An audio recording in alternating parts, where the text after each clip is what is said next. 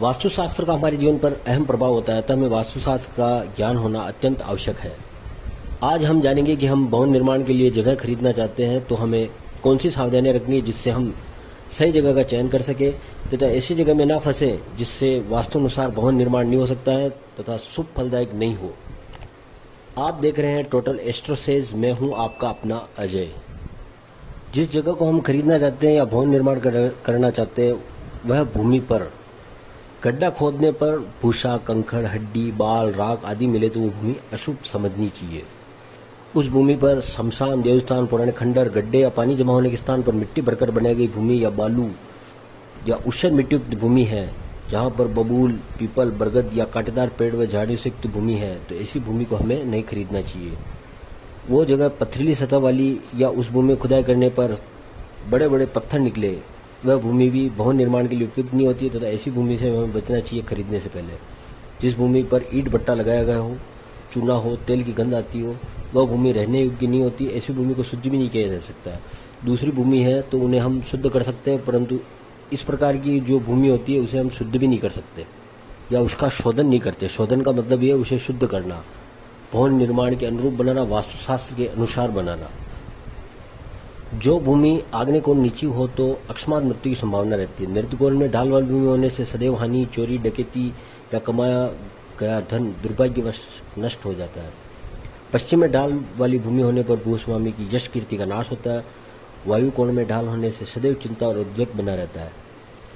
जिस भूमि में दीमक, सांप की बांबी, हड्डियां आदि हो ऐसी भूमि का त्याग करना ही उचित रहता है। फटी हुई भूमि से मृत्यु, ऊषर भूमि से धन नाश, हड्डियों वाली भूमि से कष्ट, कलह तथा ऊंची नीची भूमि से शत्रुओं की वृद्धि होती है, तो ऐसी भूमि को भी हमें नहीं खरीदना चाहिए। भूखंड खरीदते समय यह अवश्य जांच के लिए वो भूमि पूर्व में शमशान के रूप में प्रयुक्त नहीं हुई है। भूमि के आसपास आगे पीछे शमशान होना भी अशुभ माना जाता है। भूमि के आसपास अगर मंदिर हो, भूमि की दक्षिण दिशा में मंदिर होने पर भौतिक हानि, उत्तर दिशा में होने पर दुख कष्ट, पूर्व दिशा होने पर अंतिम बाधा, पश्चिम दिशा में होने पर धन व प्रतिष्ठा की हानि होती है। अतः हमें कहीं आसपास में अगर मंदिर हो तो भी उस भूखंड को खरीदने से पहले सोचना चाहिए। ऐसे भूखंड जिनके द्वार के सामने सूर्य, ब्रह्मा मंदिर, विष्णु मंदिर, दुर्गा अथवा शिव मंदिर नहीं होना चाहिए।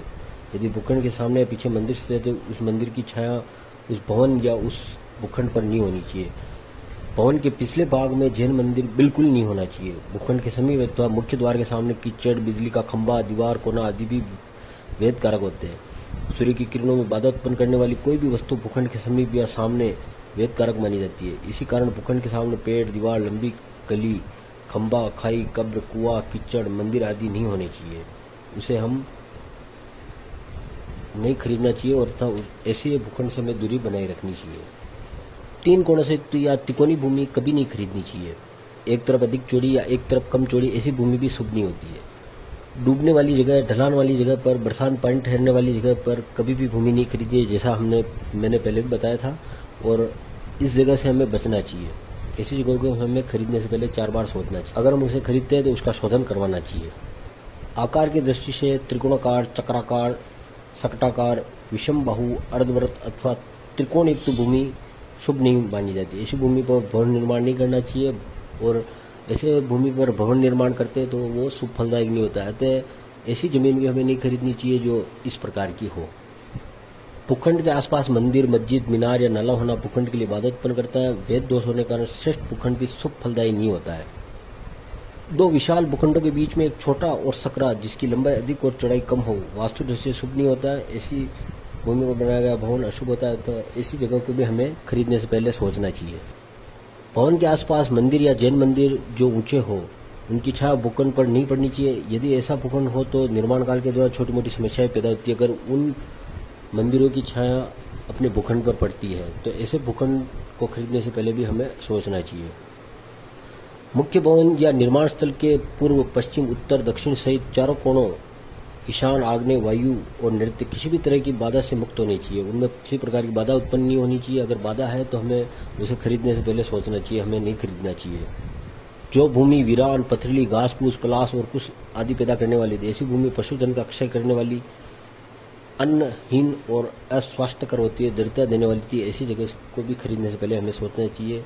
ईशान और आग्नेय कोण में उन्नत, पश्चिम दिशा में अवनत या नीची दैत्यपीठ या राक्षसी पीठ कहलाती है। पूर्व और पश्चिम दिशा में लंबी और नीची, उत्तर दिशा में चौड़ी और ऊंची भूमि नागपीठ कहलाती है। ऐसी भूमि और दैत्यपीठी भूमि के कलहकारी और दुर्घटनाकारक पशुओं और बच्चों के लिए घातक शत्रु भयकारी होती है।